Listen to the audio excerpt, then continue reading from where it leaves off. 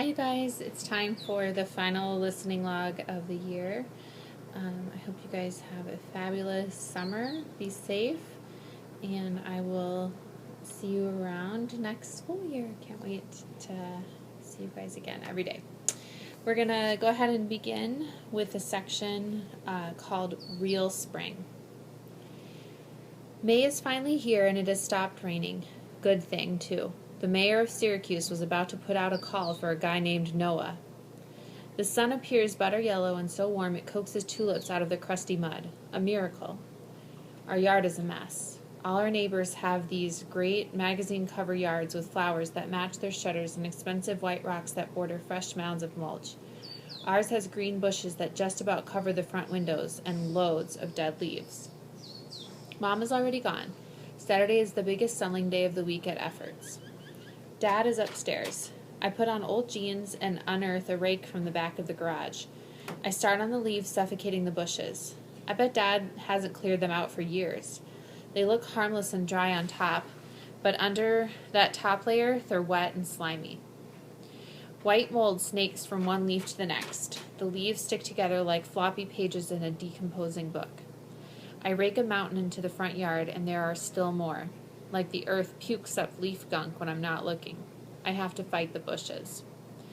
They snag the tines of the rake and hold them. They don't like me cleaning out all that rot. It takes an hour. Finally, the rake scrapes its metal fingernails along damp brown dirt. I get down on my knees to reach behind and drag out the last leaves. Miss Keene would be proud of me. I observe. Worms caught in the sun squirm for cover. Pale green shoots of something alive have been struggling under the leaves. As I watch, they straighten to face the sun. I swear I can see them grow. The garage door opens and Dad backs out the Jeep. He stops in the driveway when he sees me. He turns off the engine and gets out. I stand up and brush the dirt off my jeans. My palms are blistered and my arms are already sore from raking. I can't tell if he's angry or not. Maybe he likes the front of his house looking like crap. Dad, that's a lot of work. Me. Dad, I'll get some leaf bags at the store. Me. We both stand there with our arms crossed, staring at the little baby plants trying to grow in the shade of the house-eating bushes. The sun goes behind a cloud and I shiver. I should have worn a sweatshirt. The wind rustles dead leaves still clinging to the oak branches by the street. All I can think of is that the rest of the leaves are going to drop and I'll have to keep raking. Dad, looks a lot better. Cleaned out like that, I mean. The wind blows again. The leaves tremble.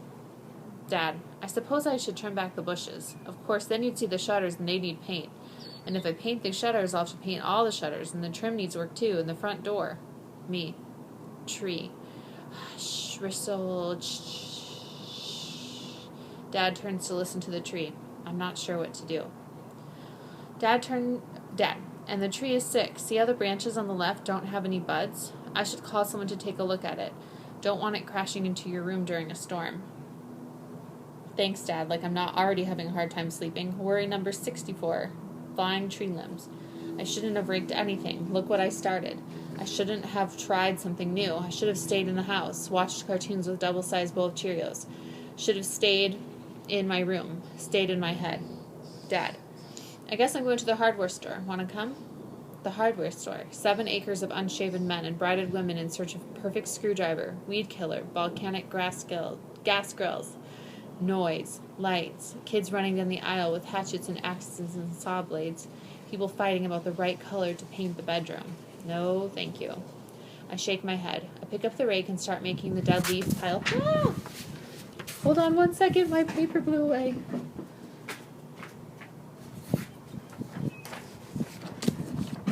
The wind is blowing in real life, too. I shake my head. I pick up the rake and start making the dead leaf pile neater. A blister pops and stains the rake handle like a tear. Dad nods and walks to the Jeep, keys jangling in his fingers. A mockingbird lands on a low oak branch and scolds me. I rake the leaves out of my throat. Me. Can you buy me some seeds? Flower seeds? We're going to go ahead and skip the next 3 sections. Fault, yearbooks, and Hair Woman No More. You're welcome to read those on your own if you have time after you finish the listening log. We're going to go ahead and skip them to save a little bit of time.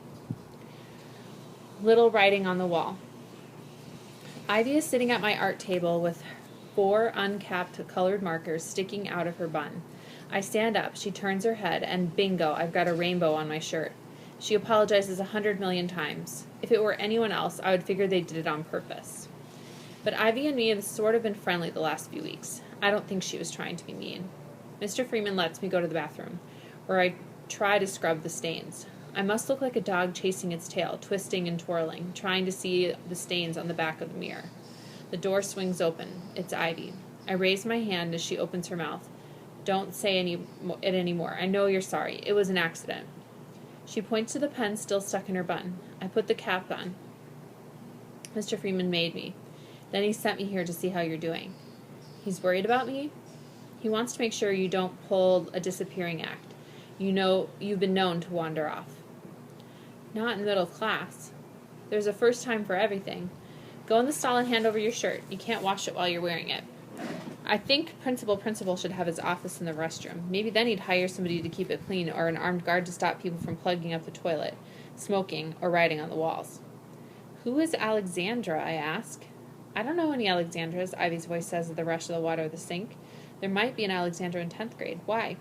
According to this, she has pissed off a whole bunch of people. One person wrote in huge letters that she's a whore, and all these others added on little details. She slept with this guy, she slept with that guy, she slept with those guys, all at the same time. For a 10th grader, she sure gets around. Ivy doesn't answer. I peer through the crack between the door and the wall. She opens the soap container and dips my shirt in it. Then she scrubs the stains. I shiver. I'm standing in a bra, not a terribly clean bra, and it's freezing in here. Ivy holds the shirt up to the light, frowns, and scrubs some more. I want to take a deep breath, but it smells too bad. Remember what you said about Andy Evans being big trouble? Yeah? Why did you say that? She rinses the soap from the shirt.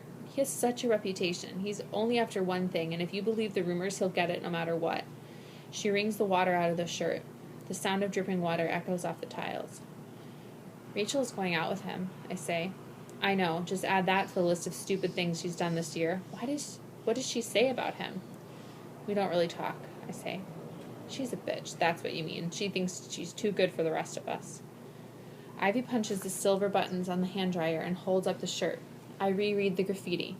I love Derek. Mr. Neck bites. I hate this place. Syracuse rocks. Syracuse sucks.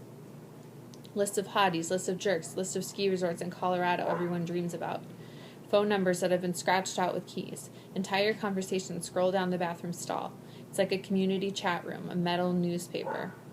I ask Ivy to hand over one of her pens. She does. I think you're going to have to bleach this thing, she says, and hands over the shirt as well. I pull it over my head. It's still damp. What do you want the marker for? I hold the cap in my teeth. I start another subject thread on the wall. Guys to stay away from.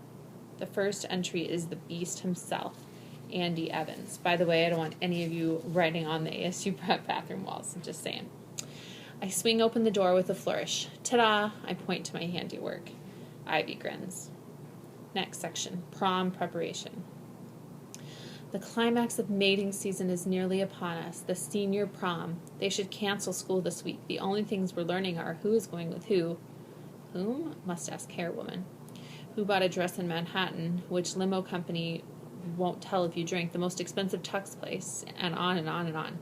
The gossip energy alone could power the building's electricity for the rest of the marking period. Teachers are pissed. Kids aren't handing in homework because they have appointments at the tanning salon. Andy Beast asked Rachel to go with him. I can't believe her mother is letting her go, but maybe she agreed because they're going to double with Rachel's brother and his date. Rachel is one of the rare ninth graders invited to the senior prom. Her social stock has soared. She must not have gotten my note, or maybe she decided to ignore it. Maybe she showed it to Andy and they had a good laugh. Maybe she won't get in trouble like I did. Maybe he'll listen to her. Maybe I'd better stop thinking about it before I go nuts. Heather has come belly crawling for help. My mother can't believe it. A living, breathing friend on the front porch for her maladjusted daughter. I pry Heather out of Mom's claws and we retreat to my room. My stuffed rabbits crawl out of their burrows, noses wiggling. Pink bunny, purple bunny, a gingham bunny from my grandma. They are as excited as my mother. Company! I can see the room through Heather's green-tinted contacts. She doesn't say anything, but I know she thinks it looks stupid. A baby room. All those toy rabbits. There must be 100 of them. Mom knocks on the door. She has cookies for us. I want to ask if she's feeling sick. I hand the bag to Heather. She takes one cookie and nibbles at its edges. I snarf 5 just to spite her. I lie on my bed, trapping the bunnies next to the wall. Heather delicately pushes a pile of dirty clothes off my chair and perches her skinny butt on it. I wait. She launches into a sob story about how much she hates being a Martha drone. Indentured servitude would be better. They are just taking advantage of her, bossing her around. Her grades are all the way down to B's because of the time she has to spend waiting on her senior Marthas. Her father is thinking about taking a job in Dallas, and she wouldn't mind moving again. Nope, not one bit, because she's heard kids in the South aren't as stuck up as they are here. I eat more cookies. I'm fighting the shock of having a guest in my room. I almost kick her out because it's going to hurt too much when my room is empty again. Heather says I was smart. So smart, Mel, to blow off this stupid group. The whole year has been horrible. I hated every single day, but I didn't have the guts to get out like you did. She completely ignores the fact that I was never in and that she dumped me, banished me from even the shadows of Martha Glory. I feel like any minute a guy in a lavender suit will burst into the room with a microphone and bellow, "Another alternate reality moment brought to you by adolescence." I still can't figure out why she's here. She licks a crumb off her cookie and gets to the point. She and the other junior Marthas are required to decorate Route 11 Holiday Inn ballroom for the prom. Meg and Emily and Siobhan can't assist, of course. They have to get their nails painted and their teeth whitened. The privileged, the few junior Marthas have been laid waste by mononucleosis, leaving Heather all by herself. She is desperate. Me. You have to decorate the whole thing? By Saturday night? Heather. Actually, we can't start until 3 o'clock Saturday afternoon because of some stupid meeting of the Chrysler salesmen. But I know we can do it. I'm asking other kids too. Do you know anyone who could help? Frankly, no, I don't, but I chew and try to look thoughtful. Heather takes this to mean yes, I'd be happy to help her. She bounces out of the chair. Heather, I knew you would help. You're great. Tell you what, I owe you. I owe you a big one. How about next week I come over and help you redecorate? Me. Heather, didn't you tell me how much you hated your room? Well, now I see why. It would be so depressing just to wake up here every morning. We'll clear out all this junk. She kicks a chenille bunny who was sleeping in my robe on the floor. And get rid of those curtains. Maybe you could go shopping with me and you could get your mom's American Express. She yanks the curtains to one side. Let's not forget to wash these windows. Seafoam green and sage. That's what you should look for. Classic and feminine. Me. No. Heather, you want something richer, like eggplant or cobalt? Me. No, I haven't decided any colors yet. That's not what I mean. I mean, no, I won't help you. She collapses into the chair again. You have to help me. Me. No, I don't. Heather. But why? I bite my lip. Does she want to know the truth? That she's self-centered and cold? That I hope all the seniors yell at her? That if I hate seafoam green? That I hate seafoam green? And besides, it's none of her business if my windows are dirty. I feel tiny button noises against my back. Bunnies say to be kind. Lie. Me. I have plans. The tree guy is coming to work on the oak out front. I have to dig my garden, and besides, I know what I want to do in here, and it doesn't include eggplant. Most of it is half true, half planned. Heather scowls. I opened the dirty windows to let in the fresh air. It brushes my hair back off my face. I tell Heather she has to leave. I need to clean. She cramps her cookie in her mouth and does not say goodbye to my mother. What a snot. Next section, Communication 101. I'm on a roll. I'm rocking. I don't know what it is. Standing up to Heather, planting marigold seeds, or maybe the look on my mom's face when I asked if she would let me redecorate my room. The time has come to arm wrestle some demons. Too much sun after a Syracuse winter does strange things to your head. It makes you feel strong, even if you aren't. I must talk to Rachel. I can't do it in algebra, and the beast waits for her outside English, but we have a study hall at the same time. Bingo. I find her squinting at a book with small type in the library. She's too vain for glasses. I instruct my heart not to bolt down the hall and sit next to her. No nuclear bombs detonate. A good start. She looks at me without expression. I try on a small, size medium. Hey, I say. She responds. No lip curling, no rude hand gestures. So far, so good. I look at the book she's copying, word for word from. It's about France. Me. Homework? Rachel. Kind of. She taps her pencil on the table. I'm going to France this summer with the International Club. We have to do a report to prove we're serious. Me. That's great. I mean, you've always talked about traveling ever since we were kids. Remember when we were in the 4th grade and we read Heidi and we tried to melt cheese in our fireplaces? We laugh a little too loudly. It's not really that funny, but we're both nervous. A librarian points his finger at us. Bad students. Bad students. No laughing. I look at her notes. They are lousy. A few facts about Paris decorated with an Eiffel Tower, doodle, hearts, and the initials RB plus AE. Gack. Me. So you're really going out with him, with Andy. I heard about the prom.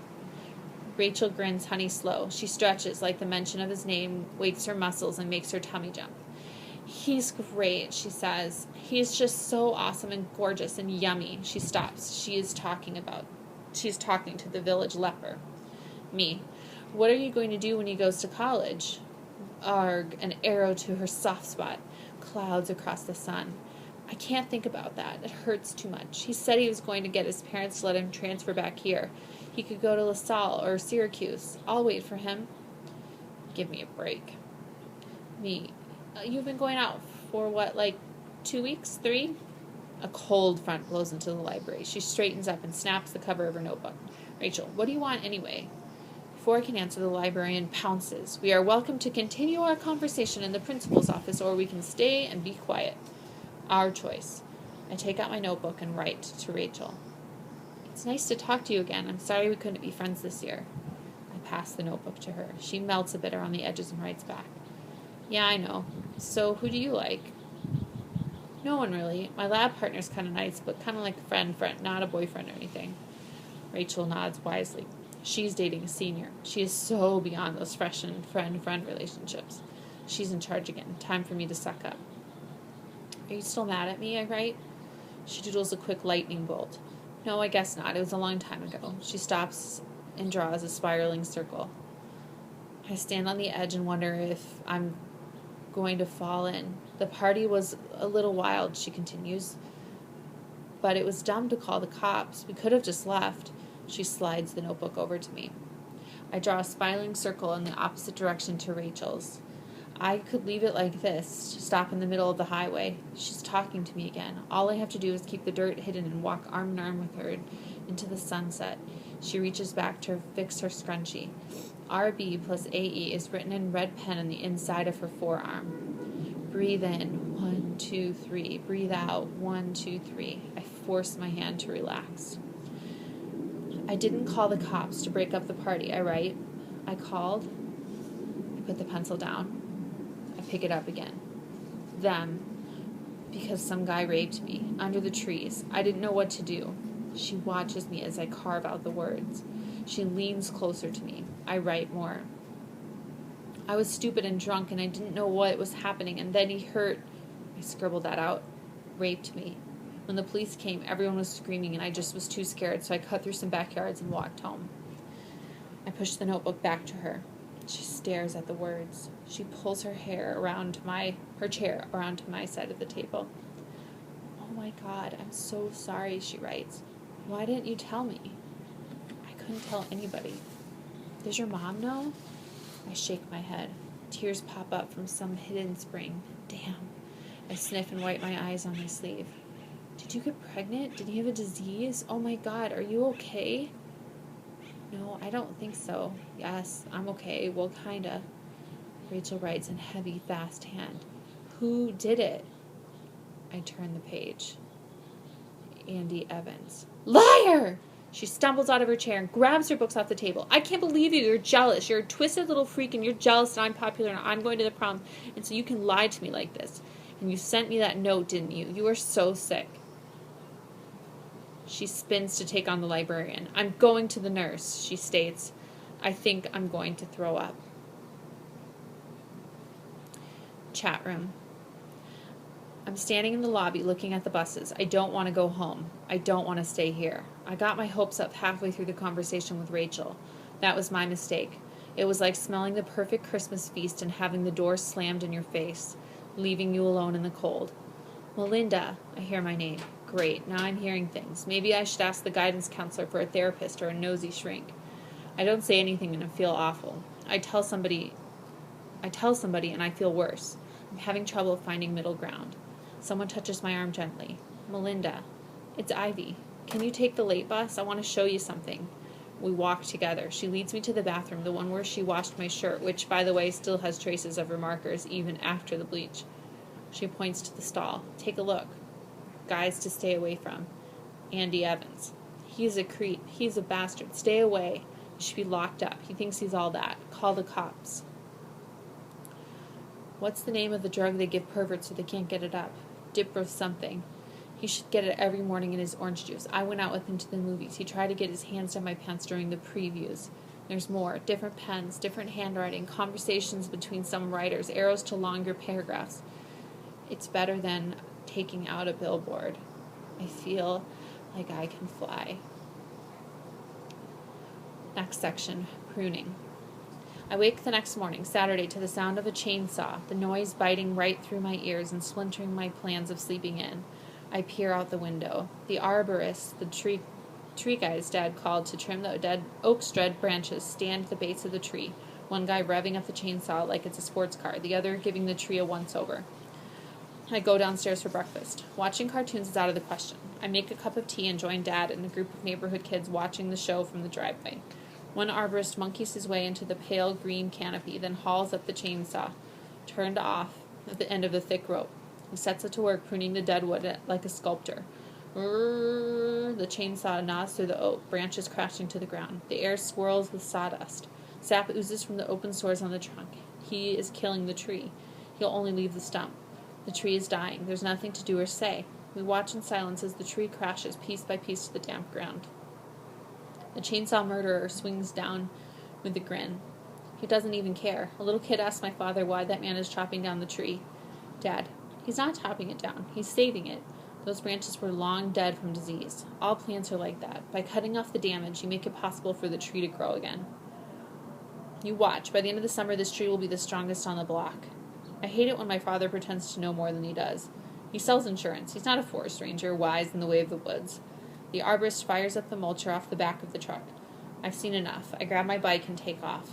The first stop is the gas station to pump up my tires. Can't remember the last time I rode. The morning is warm, a lazy, slow Saturday. The parking lot at the grocery store is full. A couple of softball games are being played behind the elementary school, but I don't stop to watch. I ride up the hill past Rachel's house, past the high school.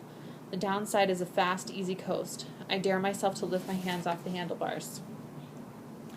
As long as I'm moving fast enough, the front wheel holds steady. I turn left and left again, following the hills down without realizing where I'm heading. Some part of me has planned this, a devious internal compass pointed towards the past. The lane isn't familiar until I glimpse the barn. I squeeze the brakes hard and struggle to control the bike on the gravel shoulder. A wind rips through the phone wires overhead. A squirrel fights to retain her balance. There are no cars in the driveway. Rogers is painted on the mailbox. A basketball hoop hangs off the side of the barn. I don't remember that, but it would have been hard to see it in the dark. I walk my bike along to the edge of the property to where the trees swallow the sun. My bike leans into a collapsing fence. I sink to the shade-cold ground. My heart thuds as if it were pedaling up the hill. My hands shake. It is a completely normal place, out of sight of the barn and the house. Close enough to the road I can hear cars passing. Fragments of acorn shelters litter the ground. You could bring a kindergarten class here for a picnic. I think about lying down. No, that would not do. I crouch by the trunk, my fingers stroking the bark, seeking a braille code, a clue, a message on how to come back to life after losing my long undersnowed dormancy. I've survived. I'm here. Confused, screwed up, but here. So how can I find my way? Is there a chainsaw of the soul, an axe that I can take to the memories or fears? I dig my fingers into the dirt and squeeze. A small, clean part of me wants to warm and burst through the surface. Some quiet Melinda girl I haven't seen in months. That is the seed I will care for. I'm going to go ahead and have you finish the final sections of the book on your own. It's pretty intense. Once you get started reading, you probably won't be able to stop. When you finish, you'll want to click on the next video, which will explain your final assignment for the semester.